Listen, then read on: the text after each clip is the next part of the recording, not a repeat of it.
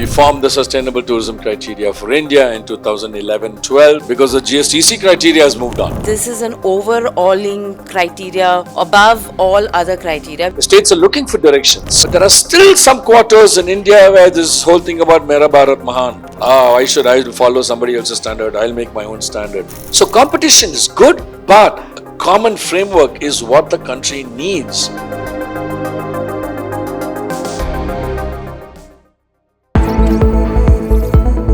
Today, we break down the GSTC certification and explore how Indian states are pushing for policies that validate and elevate sustainable practices. We formed the Sustainable Tourism Criteria for India in 2011-12. We are in 2025 now. The Sustainable Tourism Criteria for India does exist. The document is there. But it's become outdated because the GSTC criteria has moved on. GSTC was actually formed by UN and a group of international organizations way back in 2007, and this criteria that they have formed was taking into account many factors, and this is an overhauling criteria above all other criteria because it covers the environment, it covers sustainable management, it covers the social and the cultural aspects.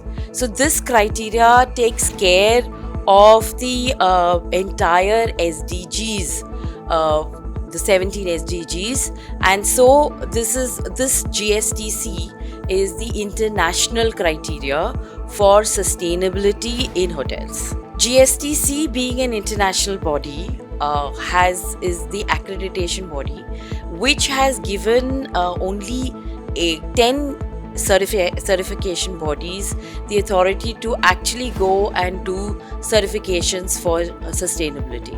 So this process ensures there's no conflict of interest, and because of which every hotel that gets GSTC certification is actually following it to the T without any greenwashing.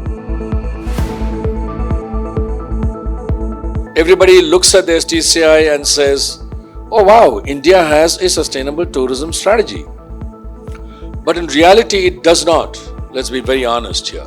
It does not, because that document is redundant, it's outdated, and it's not applicable in the world that we live in today.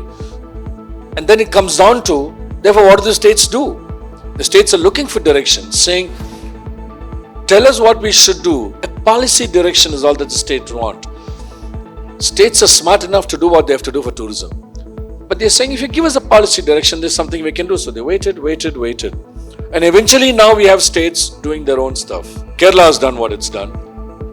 But of late, we've had the governments of Gujarat and the governments of Uttar Pradesh who have written into their policy telling all tourism practitioners, tour operators, hotels, if you aspire for certification under the GSTC system, your certification fees would be subsidized by 50%. In India, we have the tourism policy of UP and Gujarat specifically mentions that those hotels that get certified by GSTC are eligible for incentives of about 50% of the application costs.